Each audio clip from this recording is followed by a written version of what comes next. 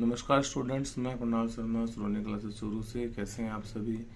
अपन ने पिछले वीडियो में root mean square value of current पढ़ा था। उसमें अपन ने root mean square value current का क्या होता है समझा था। इस चैप्टर के अंदर अब आगे बढ़ते हैं। यहाँ पे अपन इस चैप्टर को नाम देते हैं circuit theory. Circuit theory circuit theory अपन कह देते हैं इसको अपने। इस सर्किट थ्योरी का तात्पर्य है, इसका अपन कह सकते हैं कि इस चैप्टर में अल्टरनेटिंग करंट जो चैप्टर अपना चल रहा है, उस चैप्टर में किसी सर्किट एसी सोर्स के साथ केवल इंडक्टर जुड़ा हुआ हो, केवल कैपेसिटर जुड़ा हुआ हो या केवल रेजिस्टेंस जुड़ा हुआ हो, तो इनके रिगार्डिंग इसके अंदर करंट की वैल्यू क्या होगी, इन सब के बारे में जानेंगे। इनका करंट और वोल्टेज का आपस में फेज क्या होगा, ये अपन इस चैप्टर में पढ़ेंगे। नेक्स्ट वीडियो जो अपलोड करेंगे उसके अंदर अपन टॉपिक को साथ कर देंगे, जैसे एलसी सर्किट क्या होता है, सीआर सर्किट क्या होता है, एलआर सर्किट क्या होता है और एलसीआर सर्किट क्या होता है। तो चलिए शुरू करते हैं अपने वीडियो को। सबसे पहले अपने पास में इसमें हम जानते हैं कि फेजर डायग्राम कह सकते हैं आप उसको, फेजर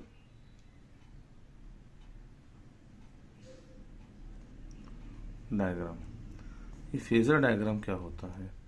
तो फेजर डायग्राम को हम कहते हैं representation of current end voltage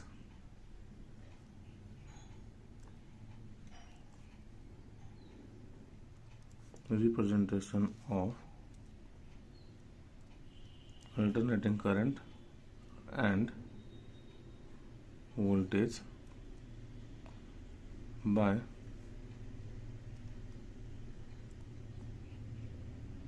rotational vector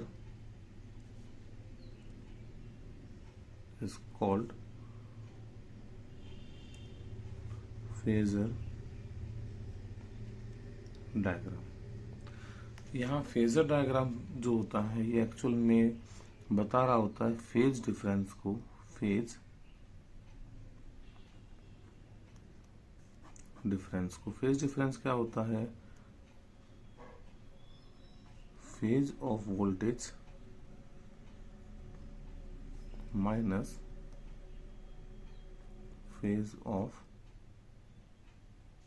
current. ये इस चैप्टर, वैसे फेज डिफरेंस क्या होता है कि दो एंगल्स में क्या डिफरेंस आ रहा है उसको हम फेज डिफरेंस कहते हैं। बट यहाँ इस चैप्टर की बात करें अल्टरनेटिंग करंट की, तो इस चैप्टर में अपन कह रहे हैं वोल्टेज और करंट की फेज का डिफरेंस आएगा, उसको हमने कह दिया फेज डिफरेंस से शो कर दिया है।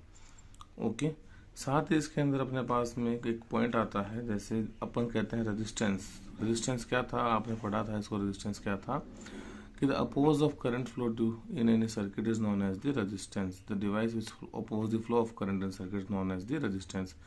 ऑब्वियस सी बात है कि जो अपने पास में ये सी जुड़ा हुआ है, कैपेसिटर जुड़ा हुआ है, ये भी चार्जिंग होता है, ये चार्ज को कंज्यूम करता है, इसका मतलब इसमें करंट फ्लो में अपोज होगा।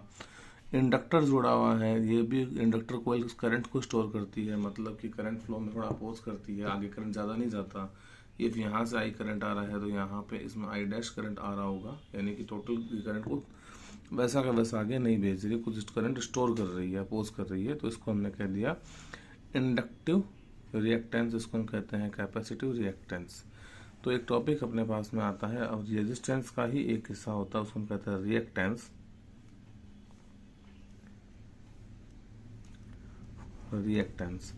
रिएक्टेंस होता है oppose of current due to inductor coil और due to capacitor. Oppose of current due to inductor और due to capacitor is known as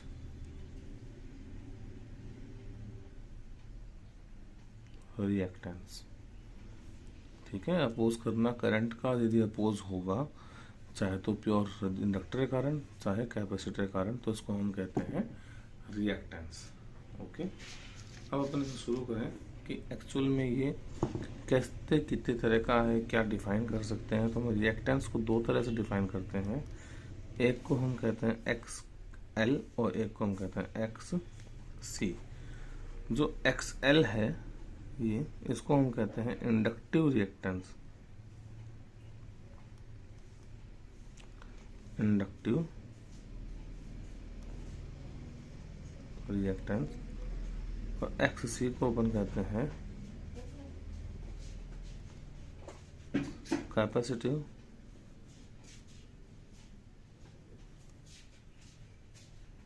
reactance.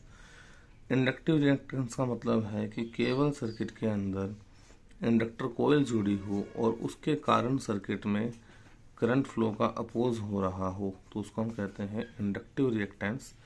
और कैपेसिटिव का मतलब है कि सर्किट के अंदर केवल कैपेसिटर जुड़ा हो और उसके कारण करंट फ्लो में अपोज हो रहा हो, उसको हम कहते हैं capacitive reactance. Okay. Inductive reactance जो होती है उसको अपन डिनोट करते हैं एक्स एल से। इसका मतलब होता है ओमेगा एल। इसका जो ओमेगा हम जानते हैं, ओमेगा बराबर होता है 2 पाई एफ। एफ यहाँ पे फ्रिक्वेंसी है, ओमेगा यहाँ पे एंगुलर फ्रिक्वेंसी को शो कर रहा था। ये यूनिट जो इसका अपन यूज करते हैं, अपोज कर रहा है करंट फ्लो का, और अपोज करने वाले डिवाइस जो अपोज करता है उसकी यूनिट हम कहते हैं ओम। तो इसकी यूनिट भी होती है ओम। कैपेसिटिव रिएक्टेंस जो है उसका वैल्यू होती है X C is equal to 1/ओमेगा सी। इसको आप लिख सकते हैं 1/2 पाई एफ सी। ठीक है, इसको इस तरह से शो किया जा सकता है। और इसका जो यूनिट होता है, ये भी करंट का अपोज कर रहा है, सर इसका यूनिट भी होगा ओम। ओके, यानी हम वापस से रिवाइज करें तो हमने पढ़ा रिएक्टेंस। रिएक्टेंस क्या था? Oppose of current due to inductor और due to capacitor in any circuit is known as reactance. ये दो तरह की होती है, एक तो होती है इंडक्टिव रिएक्टेंस, एक होती है कैपेसिटेटिव रिएक्टेंस। इंडक्टिव रिएक्टेंस जो होती है उसको हम कहते हैं एक्स एल से शो करते हैं, वैल्यू होती है ओमेगा एल। और कैपेसिटिव को हम कहते हैं एक्स सी से, इसकी वैल्यू होती है 1/ओमेगा सी। यहाँ पे ओमेगा जो है वो किसके बराबर होता है? 2 पाई एफ के बराबर होता है। और इन दोनों ही रिएक्टेंस यानी इंडक्टिव हो चाहे कैपेसिटिव हो, उसकी जो यूनिट होती है वो होती है ओम, क्योंकि रेजिस्टेंस कई तरह बिहेव कर रहा है और रेजिस्टेंस की जो यूनिट है वो अपना ओम होती है, इसलिए इसकी यूनिट में हम क्या काम में लेंगे? ओम काम में लेते हैं। हाँ, एक चीज जरूर है, कल जैसे अपन ने पढ़ा, एक होता है एसी करंट और एक होता है DC current, direct current. AC में जो फ्रीक्वेंसी होती है उसमें पीरियोडिक चेंज आते हैं, यानी कि frequency is not equal to 0 है, 0 हर्ट्ज। बट डीसी जो भी सर्किट यूज करते हैं तो फ्रीक्वेंसी जो होती है वो 0 हर्ट्ज होती है। इसका मतलब यदि एसी के लिए आप इंडक्टिव रिएक्टेंस निकालते हैं एक्सएल, तो ये नॉट इक्वल टू 0 आएगा, यानी हमेशा इसका कोई आंसर अपने को मिलेगा, यानी एसी सर्किट के लिए करंट फ्लो में अपोज होगा। यदि हम डीसी की बात करें और उसमें इंडक्टिव रिएक्टेंस की बात करें एक्सएल की, तो उसकी वैल्यू आती है 0, बिकॉज यहाँ फ्रिक्वेंसी 0 हो जाएगी और यहाँ एक्सएल की वैल्यू भी 0 मिल जाएगी। यदि कैपेसिटिव रिएक्टेंस की बात करें एक्स सी की, तो एक्स सी भी नॉट इक्वल टू 0 है, क्योंकि इसमें आंसर आता है 2 पाई एफ सी। एक्स सी की वैल्यू जो आती है वो 2 पाई एफ सी आती है, और ये जो वैल्यू है ये नॉट इक्वल टू 0 है, क्योंकि यहाँ एफ 0 नहीं हो सकता, एक्स सी की वैल्यू ये वाली अपने पास में। और यदि अपन बात करें डायरेक्ट करंट के लिए एक्स सी का वैल्यू, तो इसका आंसर है 1/2 पाई एफ सी, और डायरेक्ट के लिए एफ कितना होता है? 0। तो इसका अपने पास रिएक्टेंस आएगी इनफाइनाइट, यानी कि किसी भी सर्किट के अंदर कैपेसिटिव रिएक्टेंस जो है वो इनफाइनाइट होगी यदि उसमें डायरेक्ट करंट फ्लो हो रहा है, तो वह बहुत ज़्यादा मात्रा के अंदर इस करंट का अपोज करेगा। डायरेक्ट करंट किसी भी डायरेक्ट करंट जो है वो कैपेसिटर वाले सर्किट में फ्लो नहीं हो सकता, और इंडक्टर वाले सर्किट में डायरेक्ट करंट के अंदर कोई फर्क नहीं पड़ेगा, वो आसानी से उसमें फ्लो हो जाएगा, क्योंकि रिएक्टेंस यहाँ पे कितना है उसका? 0 होता है। ओके, तो चलिए अब चैप्टर को अपन आगे शुरू करते हैं और अपना फर्स्ट टॉपिक लेते हैं प्योर रेजिस्टिव सर्किट। ओके,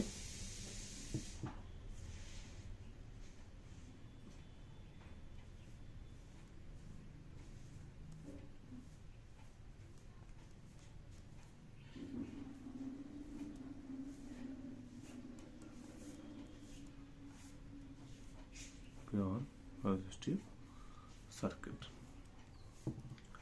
क्या है ये प्योर रेजिस्टिव सर्किट? तो हम इसे सिंपल सा कह देते हैं कि हमारे पास में एक रेजिस्टेंस है लाइक दिस, और वो रेजिस्टेंस जुड़ा हुआ है एक अल्टरनेटिंग सोर्स से, एसी सोर्स से। इसको हम कहें एसी सोर्स, और वोल्टेज अप्लाइड है इसका E बराबर E not sine omega T. ठीक है, अब देखो हम मान लेते हैं कि इसके अंदर करंट इस तरफ फ्लो हो रहा होगा, क्योंकि हमने कल बताया था एसी सोर्स में डायरेक्शन लगाना पॉसिबल नहीं है, पर हम मान लेते हैं या तो करंट इस तरफ फ्लो हो रहा होगा या इस तरफ फ्लो हो रहा होगा। करंट इस तरफ फ्लो हो रहा है तो हम इसमें लगाते हैं KVL अप्लाई करते हैं। KVL करेंगे तो देखो ये E, जस्ट एन एग्जाम्पल, इसके करंट जा रहा है तो ये हो जाएगा अपने पास में E, ओके। और करंट जा रहा है अपने पास, करंट की डायरेक्शन इस तरफ है, तो KVL थी समेशन E बराबर समेशन IR, तो ये वैल्यू आएगी E बराबर IR। यहाँ से आप सॉल्व करेंगे तो I बराबर आएगा E अपॉन R। E का वैल्यू आप पुट कर दीजिए इसमें,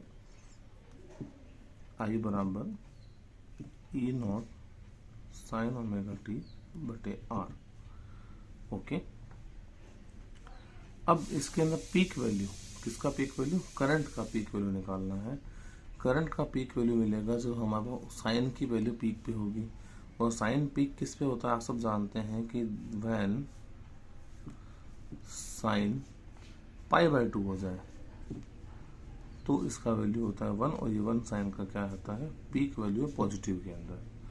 तो इसका मतलब हम इसमें जो पीक वैल्यू निकाल लें तो हम इसमें ऐसे कहते हैं कि if omega T is equal to π/2 then I is equal to किसके होगा? I नॉट के।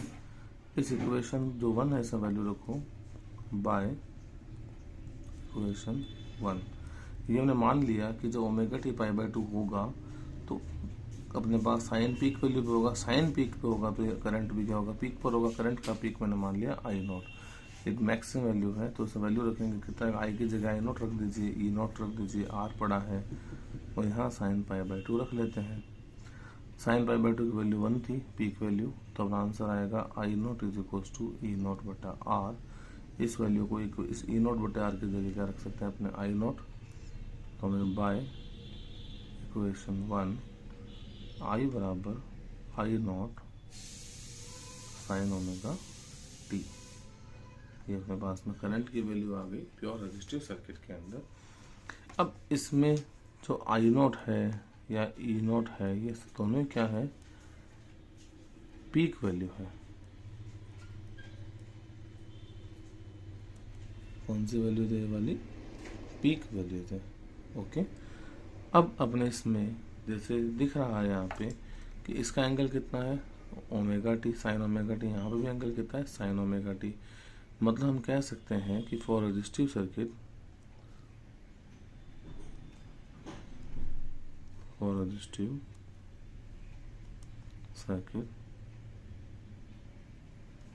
करंट एंड, अब हम स्टार्ट करते हैं वेव डायग्राम।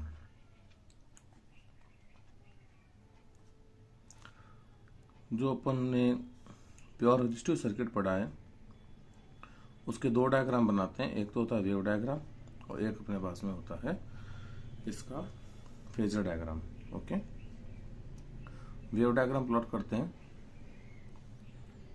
जैसे अपन ने देखा इक्वेशन क्या थी आपके पास में, जो वोल्टेज था वो था आपके पास में E is equal to E not sine omega T, और करंट की वैल्यू मिली I is equal to I not sine omega T. तो वेव कैसे थे? साइन वेव है। साइन वेव कैसी होती है दिखने में? ऐसी। मान लो ये ओमेगा टी का फंक्शन है जो टाइम डिपेंडेंट है, ये E एंड I। ये जो वैल्यू है पीक वैल्यू है किसका? वोल्टेज का प्लस में, और यहाँ पर ये जो वैल्यू है ये पीक वैल्यू है वोल्टेज का माइनस में। चाहे तो आप इसमें लिख सकते हैं 0 डिग्री होगा, ये π/2 हो जाएगा, ये पाई हो जाएगा, ये 3π/2 हो जाएगा और यहाँ पे ये 2π हो जाएगा। π/2 पे वैल्यू 1 आता है साइन का, पाई पे 0 आता है, 3π/2 पे -1 आता है, 2π पे वापस 0 आता है, साइन 0 0 होता है। अब हम बात करते हैं कि इसको तो प्लॉट करा, आई की वैल्यू वैसे आएगी। तो अपन ने क्या पढ़ा था, I0 is equal to E0 बटा R, मतलब कि I0 का जो भी वैल्यू आएगा वो E0 से थोड़ा कम होगा।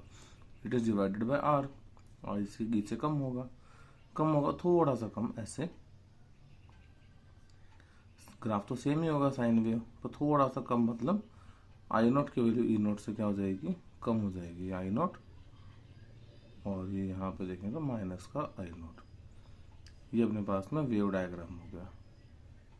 ओके, ये किसका वेव डायग्राम है, प्योर रेजिस्टिव सर्किट के लिए वेव डायग्राम। जो ये वाले ये ऊपर वाली वेव है ये ई के लिए है, और जो अंदर वाली वेव है वो आई के लिए है।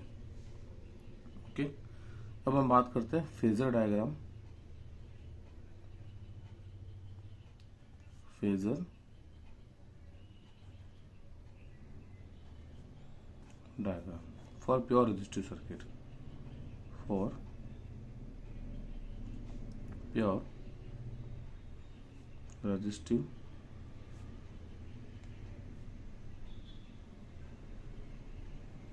Circuit.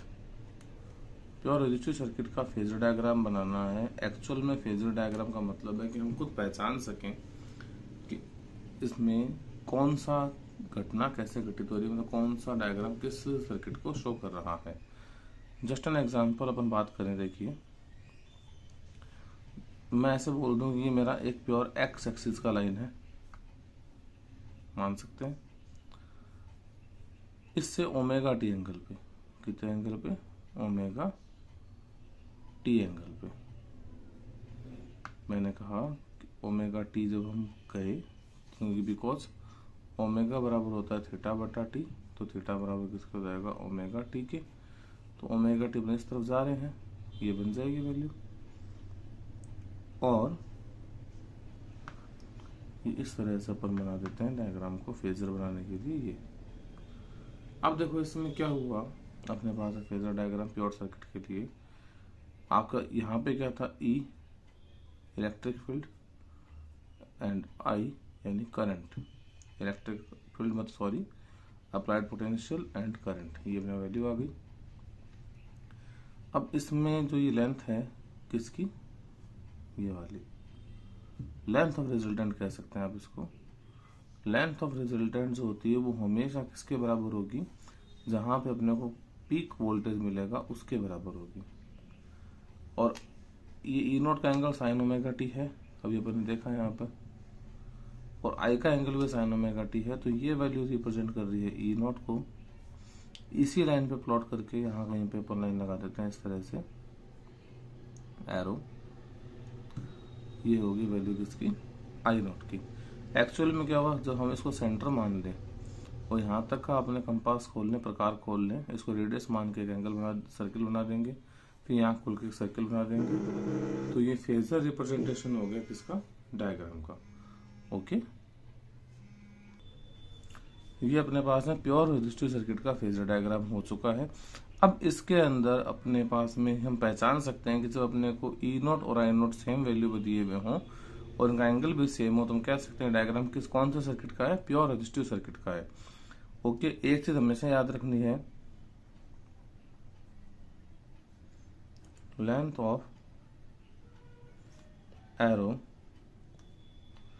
Is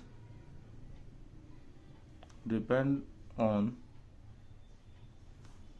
value of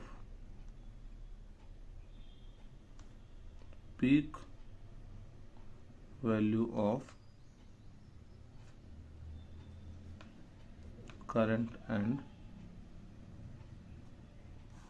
voltage. Length of arrow हमेशा इसके ऊपर डिपेंड करेगा। ओके, अब हम बात करते हैं pure inductive circuit. Circuit theory का दूसरा टॉपिक है प्योर इंडक्टिव सर्किट कह दो, चाहे AC source at the end of pure inductance कह देते हैं। जस्ट एन एग्जांपल, सर्किट अपन बना रहे हैं, इसमें ये प्योर इंडक्टेंस हमने जोड़ दी, इंडक्शन कॉइल जोड़ दी। इसके एंड्स पे अपन ने एसी सोर्स अप्लाई कर दिया। ये आपके पास में एसी सोर्स है, एसी सोर्स। ये इंडक्टर है अपने पास में। देखिए अपन देखें तो ये इंडक्टर कॉइल भी क्या कर रही है कि करंट को स्टोर करती है, यानी कि इससे भी करंट फ्लो हो सकता है। सॉरी, इसमें करंट फ्लो हो जाएगा। तो मान लो ये प्लस है, ये माइनस है। वही बात कि अपन इसमें नॉर्मल कह रहे हैं कि ये बिहेव कर रही है किसकी तरह से, एक सर्किट में करंट फ्लो करा सकती है। तो इसको हम प्लस मान लेते हैं, इस टर्मिनल को, इसको माइनस मान लेते हैं। चाहे इसको प्लस मान लो, इसको माइनस मान लो, कोई फर्क नहीं पड़ता। ये अपने पास अप्लाइड है, E बराबर E not sine omega T. और हमने पढ़ा था EMI वाले चैप्टर में कि induced EMF is equal to minus L या L D upon D T. Faraday law से आया था minus L D upon D T. और अपने इसका वोल्टेज की बात करें तो सिंपल इंडक्शन कॉइल में जनरेट हो रहा है वो अपने पास कौन है, L D upon D T. Okay, तो अपने पास देखो इसमें एक चीज मैं समझे, नॉर्मल तरह से समझे। इसको हम केवीएल लगा के सॉल्व करें तो हम प्लस में लेके सॉल्व कर लेंगे, क्योंकि मान लेंगे इसका वोल्टेज E है, इसका voltage L D upon D T है। ठीक है, एक तरह से हम ये भी कह सकते हैं कि यदि ये इंड्यूस्ड है, क्योंकि ये किसका स्टोरेज कर रही है, करंट का। ये कि बैटरी, ये एसी सोर्स किसका स्टोरेज कर रहा होता है, चार्जेस का। इन दैट कंडीशन दोनों अलग अलग प्रॉपर्टी रखते हैं। तो हम कह सकते हैं A plus B is equal to 0, यानी कि बैलेंसिंग कंडीशन निकाल लें। जब भी बैलेंसिंग निकालना हो, बैलेंसिंग कंडीशन करनी हो, तो या तो हम कह सकते हैं A बराबर B की होगा, या हम कह सकते हैं A प्लस बी बराबर कितना होगा, 0 होगा। कंडीशन दोनों ही इधर सेम प्रॉपर्टी है, दो चीज़ों का बैलेंसिंग करना, उनकी प्रॉपर्टी सेम है। तो हम A is equal to B कर देंगे, और अलग अलग प्रॉपर्टी के हैं तो हम A plus B is equal to कितना कर देंगे, 0 कर देंगे। यहाँ पे क्या हो रहा है, इसकी प्रॉपर्टी है चार्जेस को स्टोर करना, इसकी प्रॉपर्टी है करंट को स्टोर करना, अलग अलग प्रॉपर्टी होगी। तो हम इसमें कह सकते हैं E applied voltage plus induced voltage is equal to कितना होगा, 0। और यदि इंड्यूस्ड वोल्टेज माने तो यहाँ E बराबर किसके होता है, माइनस का L D I upon D T. यह आ जाएगा E minus L D I upon D T बराबर कितना आ जाएगा, 0। सॉल्व कर लो, L D I upon D T बराबर आ जाएगा E, और E का वैल्यू कितना था, E not sine omega T. तो L D I upon D T बराबर आ जाएगा E not sine omega T. Imply that D I बराबर E नॉट बटा L sine omega T into D T आ जाएगा। अब ने वैल्यू किसका निकालना, I का, तो अपन इसका इंटीग्रेशन कर देते हैं बाय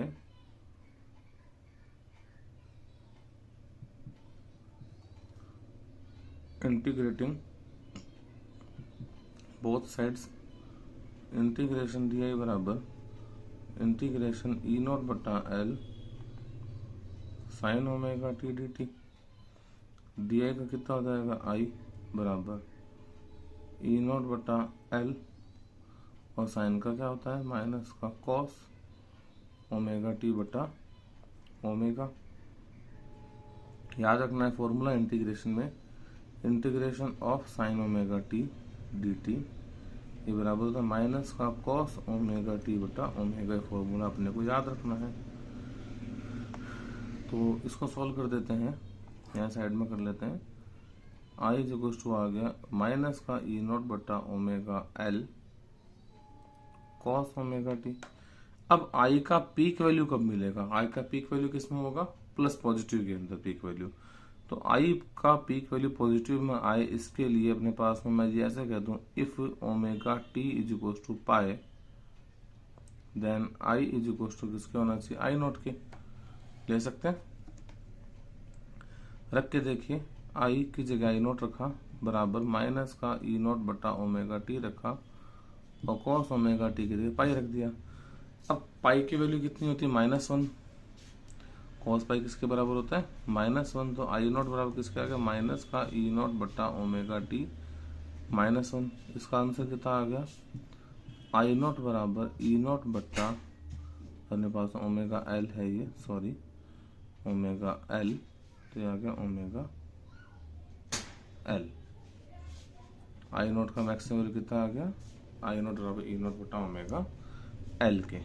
पॉजिटिव में आ रहा है, इसका मतलब ये करंट का पीक वैल्यू है। इस वैल्यू को उठा के यहाँ रख देते हैं, तो इस वैल्यू को अपन इसमें रखेंगे तो क्या टर्म आएगी, देखते हैं। टर्म अपने पास मिलेगी आई बराबर माइनस का I not cos omega T. अब एक चीज देखिए, साइन में यदि अपने साइन का कोई भी एंगल है उसमें यदि अपने π/2 90 डिग्री फेज जोड़ दें तो किस में कन्वर्ट हो सकता है, कॉस में, कॉस एंगल के अंदर। मतलब साइन से कॉस में आना है या कॉस से साइन में आना है, तो फेज डिफरेंस कितने का रहेगा, π/2 का रहेगा। तो इसको यदि मैं यहाँ माइनस आ रहा है, अपने को पॉजिटिव आंसर चाहिए, तो अपने का इसको ऐसे लिख सकते हैं, I is equal to minus का आई नॉट साइन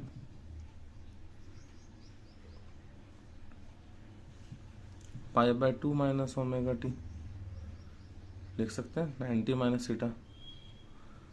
ठीक है, इसको सॉल्व करा अपन ने, तो I is equals to I naught sine minus अंदर ले लिया π/2 minus omega T.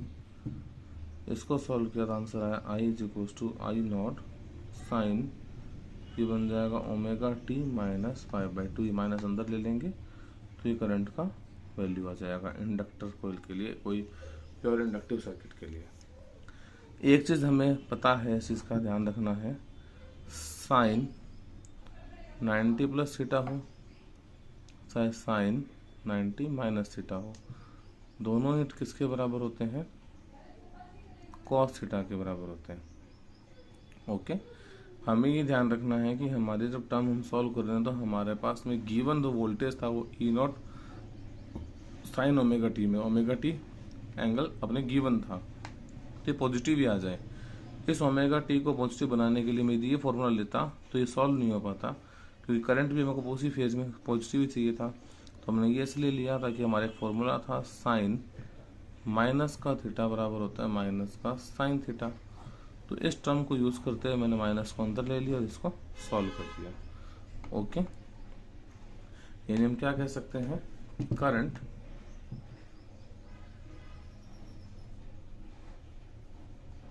lags behind by π/2 phase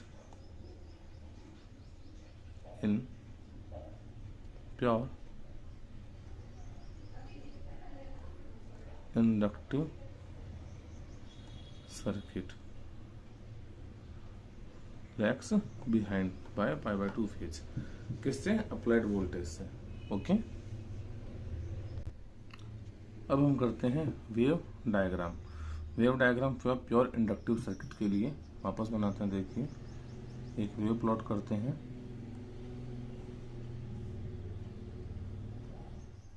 ये एंगल है ओमेगा टी है, ये वोल्टेज एंड करंट है। ओके, वोल्टेज तो वो का वो इक्वेशन है, ई बराबर E naught sine omega T, लिख के रख लेते हैं यहाँ पे, ई बराबर E naught sine omega T. Current का इक्वेशन क्या था, आई बराबर I naught sine omega T minus π/2।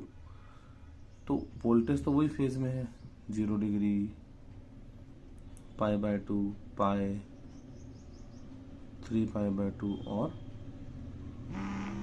2π। Okay, इसको हम ले सकते हैं यहाँ पे, इसके प्लॉट कर दो चाहे। साइन की वैल्यू π/2 1 होती है, तो पी को मिल गया ई नॉट पे 3π/2 -1 होती है, तो ये मिल गया माइनस का ई नॉट, बाकी पे इसकी वैल्यू 0 है। अब प्लॉट करना आई को।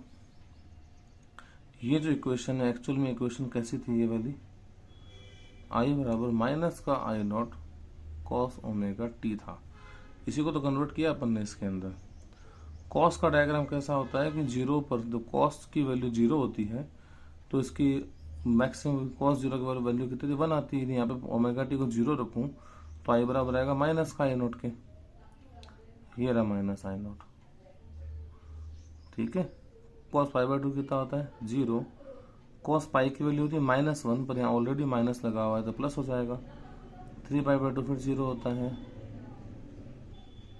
और ये वाली वैल्यू आगे ग्राफ को प्लॉट कर दीजिए इस तरह से, इस तरह से, इस तरह से। ओके, तो ये वाला ग्राफ बता रहा है करंट को और ये वाला ग्राफ बता रहा है वोल्टेज को।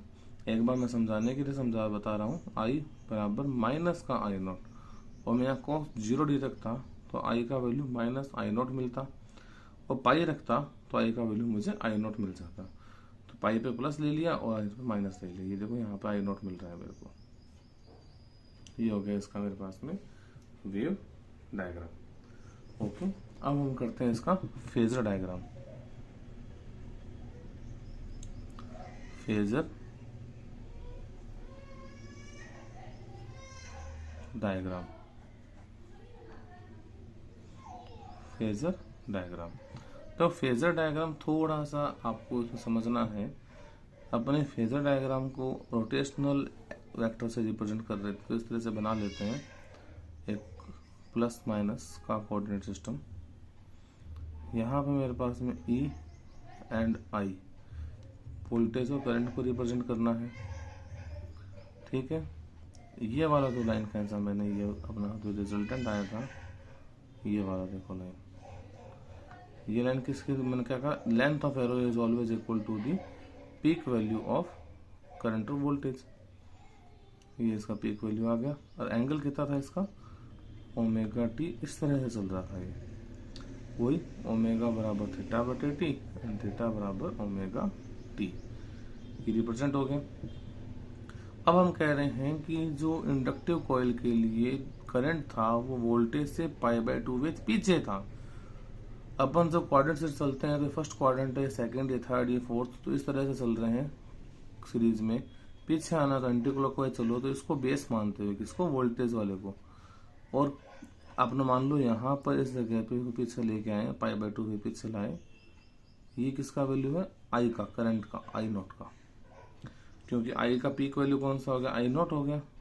ओके, तो वोल्टेज को बेस मानते हो, वोल्टेज से π/2 फेज पीछे आना है। पीछे आएगा मतलब फर्स्ट, सेकंड, थर्ड, फोर्थ, तो फर्स्ट सीधा फोर्थ में आ जाओ, तो ये पीछे हो गया, इससे π/2 फेज इस तरह चलेगा नीचे पीछे की तरफ, यानी इसको सेंटर मान के एक सर्कल खींचे तो आई की रिप्रेजेंट हो जाएगा, और इस सेंटर मान के इसका सर्कल खींचे तो ई रिप्रेजेंट हो जाएगा। तो ये डायग्राम देखते हम पहचान जाएंगे कि ये प्योर इंडक्टिव सर्किट का डायग्राम है। ओके, अब हम न्यूमेरिकल सॉल्व करते हैं। न्यूमेरिकल कह रहा है L बराबर 2H2 हेनरी है, और तो AC वोल्टेज अप्लाई कर रखा है वो है V equals to tan t plus 30 degree. Okay, question कह रहा है आपको करंट की वैल्यू फाइंड करनी है टाइम के साथ में। ठीक है, और एक IRMS भी अपने को फाइंड आउट करना है। तो सबसे पहले अपने इक्वेशन लिख लेते हैं। करंट का इक्वेशन ये क्या है, इंडक्टर है, और इंडक्टर कॉइल में हमने क्या पढ़ा था, जो I था वो π/2 फेज पीछे था, किससे, 90 डिग्री, π/2 फेज में 90 डिग्री पीछे था, किससे, अप्लाइड वोल्टेज से π/2 फेज पीछे था। तो यहाँ वोल्टेज का फेज कितना दे रखा है, tan t plus 30, total phase कितना, tan t प्लस 30 दे रखा है आपको।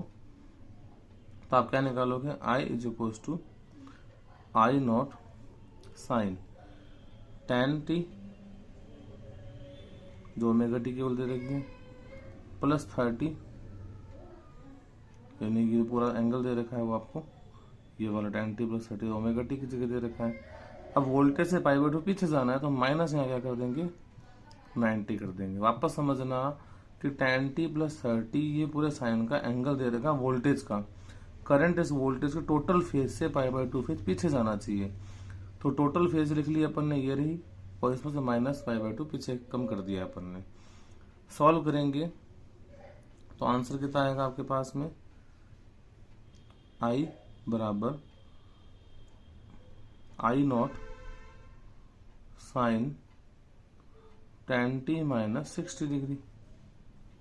पाई बाय 2 पे पीछे हो गया इससे। अब एक चीज और देखो इसमें कि हम आई नोट में निकालना है, तो आई नोट का वैल्यू कितना होता है हमने जाना, आई नोट इज इक्वल टू होता है वी नोट या बटा एक्स एल, या आप कह सकते हो ई नोट बटा एक्स एल जो पढ़ा था अपन ने। इसको हम ये भी कह सकते हैं आई नोट बराबर वी नोट बटा ओमेगा एल। सॉल्व करें तो वैल्यू कितना आएगा, आई नोट बराबर वी नोट का वैल्यू कितना जाएगा, पीक वैल्यू कितना 10, ओमेगा की वैल्यू कितनी होती है 2 पाई एफ एल, एक तो ये होती है, बट हमको यहाँ पे ओमेगा बराबर 2 पाई एफ बराबर कितना दे रखा है यहाँ पे 10। कंपेयर करा लो, देखो ओमेगा के साथ टी, 10 के साथ में टी, तो ये जो वैल्यू है ये कितनी दे रखी है, ओमेगा बराबर 10 दे रखा है, तो वैल्यू कितनी आ गई, आई नॉट बराबर 10 बटा 10, एल की वैल्यू 2, आई नॉट बराबर आ गया 10 बटा 20, 1 बटा 2, 0.5 एम्पियर।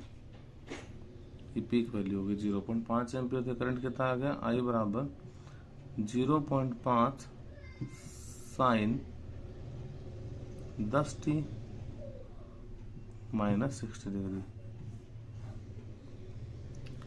अब बात करते हैं अपने किसकी, आई आर एम एस की। आई आर एम एस बराबर होता है आई नॉट बटा √2, तो आई आर एम एस बराबर हो गया, आई नॉट का वैल्यू कितना है 0.5 बटा √2 एम्पियर। ये आंसर है और ये इसका आंसर है। ध्यान रखना है कि जो वोल्टेज आपको दिया हुआ है उसका जो भी वैल्यू दे रखा है एंगल का, उससे पाई बाय 2 फेज पीछे जाएंगे तो हमको करंट मिलेगा इंडक्टर कॉइल के लिए। तो हमने जो वैल्यू दे रखी थी फेज की वो ले ली, उसमें माइनस पाई बाय 2 कम कर दिया और कंपेयर करा के सॉल्व कर दिया इसको, इक्वेशन को। Okay, thank you. अब अपन करते हैं प्योर कैपेसिटिव सर्किट, या हम कह सकते हैं कि AC voltage at the end of pure capacitor. अपने सर्किट बना लिया, इसमें कैपेसिटर जोड़ दिया और उसे एसी सप्लाई से, एसी सोर्स से जोड़ दिया, सप्लाई से जोड़ दिया। एसी सोर्स का वोल्टेज कितना है, ई बराबर ई नोट साइन ओमेगा टी, और अपने पास में कैपेसिटर का वोल्टेज कितना मान लिया अपन ने, वी। दोनों की प्रॉपर्टी सेम है, दोनों चार्ज का स्टोरेज कर रहे होते हैं, तो हमने पढ़ा था अभी बैलेंसिंग के लिए, तो ए बराबर बी कर देंगे, प्रॉपर्टी सेम है तो, और अलग अलग प्रॉपर्टी है तो ए प्लस बी बराबर 0 कर देते हैं। यहाँ प्रॉपर्टी सेम है तो हम लिख देते हैं V is equal to E. V का वैल्यू कितना है, कैपेसिटर का वोल्टेज होता है, कितना होता है Q/C। ई का वैल्यू कितना है, ई नॉट साइन ओमेगा टी, तो Q बराबर किसके आ गया, C ई नॉट साइन ओमेगा टी। हमें निकालना है करंट, निकालना है करंट का वैल्यू क्या था, I बराबर dq बटा dt। ओके, तो I बराबर आ गया d बटा थीटा, Q का वैल्यू कितना है, C ई naught sine omega T. Solve कर देते हैं इसको, इम्प्लाई दैट I बराबर C बाहर आ जाएगा, ई नॉट बाहर आ जाएगा, साइन का डिफ्रेंशिएशन होता है कॉस ओमेगा टी, और एक्स्ट्रा वेरिएबल ओमेगा वो कहाँ आ जाएगा, गुणा में। फॉर्मूला याद रख लें आप, d अपॉन डी टी, और साइन ओमेगा टी है तो इसका फॉर्मूला होता है ओमेगा कॉस ओमेगा टी। वैसे तो मेथड है, साइन का कॉस कर देंगे, एक्स्ट्रा टर्म को डिफ्रेंशिएट करेंगे, टी का 1 हो जाएगा और ओमेगा बचेगा, उसको अपन गुणा में लिख देंगे। ये वैल्यू आ गई I is equal to omega C E naught cos omega T. अब पीक वैल्यू निकालना है, आई तो कॉस का पीक होता है अपने पास में 0 पर। ओके, तो मैं इसमें ऐसा कह दूं, यदि इफ ओमेगा टी 0 डिग्री हो, देन जो आई है किसके बराबर होना चाहिए, आई नॉट के पीक वैल्यू के, तो आई नॉट बराबर ओमेगा सी ई नॉट और कॉस 0 डिग्री, कॉस 0 की वैल्यू होती है 1, तो वैल्यू बनेगी आई नॉट बराबर ओमेगा सी ई नॉट की। वैल्यू पुट कर दें तो आएगा आई बराबर I not cos omega T, इसकी जगह मैंने क्या रख दिया, आई नॉट रख लिया। ओके, पीक वैल्यू निकालना था, पीक यदि पॉजिटिव में पीक आता है हमेशा। अब पॉजिटिव से पिछले डेरिवेशन में अपन ने ओमेगा टी को पाई लिया था क्योंकि वहाँ पे माइनस दिया हुआ था इस समय, यहाँ माइनस नहीं है इसलिए 0 पे कर लिया सॉल्व अपन ने। इस इक्वेशन को इस तरह सॉल्व किया जा सकता है, I is equal to I naught sine, अब इसको मैं कह दूं omega T plus pi by two. देखो वहां पर लिया था minus pi by two, omega pi by two minus omega T दिया था। क्यों? क्योंकि बाहर माइनस का सिंबल था, करंट मुझे प्लस में ही चाहिए था, तो उस माइनस को अंदर ले जाना था। यहाँ ऑलरेडी पता है प्लस में क्वांटिटी है तो माइनस का सिंबल ले नहीं सकते। क्यों नहीं ले सकते? कि फॉर्मूला एक्चुअल में क्या बनता, मैं लिखता तो लिखता मैं sine pi by two minus omega T is equal to cos omega t होता। लेकिन एक चीज़ आप नोटिस कीजिए कि जी मैं माइनस का लेता तो ये ओमेगा टी फिर माइनस में आता, मुझे प्लस में चाहिए था क्योंकि पिछले डेरिवेशन माइनस था, कॉमन लेके उसको प्लस बना लिया। यहाँ ऑलरेडी प्लस ही पड़ा है तो हमने सीधा पाई by two plus omega T term में काम में ले लिया। ये अपने पास में आ गया current at the end of capacitor या प्योर कैपेसिटिव सर्किट। इसमें भी है करंट फॉरवर्ड है पाई बाय टू फेज, हम कह सकते हैं so that current is forward bye so that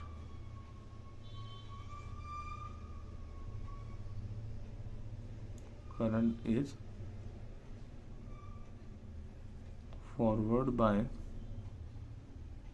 pi by 2 phase in comparison to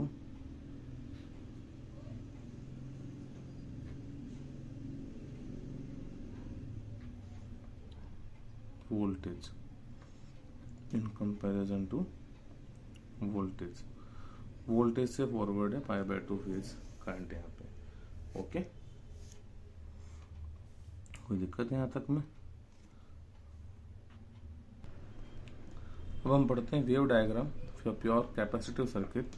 देखो ये लाइन तो E एंड I फिक्स ही है, वोल्टेज हमेशा फिक्स आ रहा है, E is equal to E naught sine omega T. तो इसका तो फेज डायग्राम वैसा ही बनेगा, साइन जीरो की वैल्यू 0 पर 0 होती है, पाई बाय टू पे पॉजिटिव होती है, पाई पर 0 हो जाती है, 3 पाई बाय टू पे -1 होती है और 2 पाई पे वापस से 0 हो जाती है। अब करंट का वैल्यू कितना था, आई बराबर आई नॉट और sign omega T plus pi by to, जो कहाँ से मिलके बना है, आई बराबर I not cos omega T से। अब ओमेगा टी को 0 रखोगे, कॉस 0 1 होता है तो आई बराबर आएगा आई नॉट के, तो ये 0 रहा, ये आई नॉट ले लिया अपन ने यहाँ पे। ये पहले बता चुका हूँ कि आई नॉट का वैल्यू ई नॉट से कम होगा क्योंकि आई नॉट इज इक्वल टू होता है ई नॉट बटा आर। ये इस तरह से प्लॉट करा, कॉस पाई का वैल्यू -1 होता है और कॉस 2 पाई का वैल्यू +1 होता है। ओके,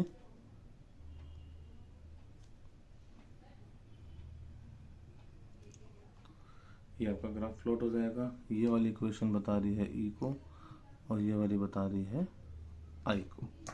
ये इसका हो गया वेव डायग्राम। ओके, अब हम करते हैं इसका फेजर डायग्राम। ये कर लेते हैं फेजर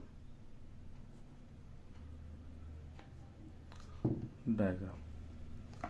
फेजर डायग्राम कैसे प्लॉट होगा देखिए, तो ऐसे पहले आप बना लीजिए, कोऑर्डिनेट बना लीजिए, फर्स्ट सेकंड थर्ड फोर्थ।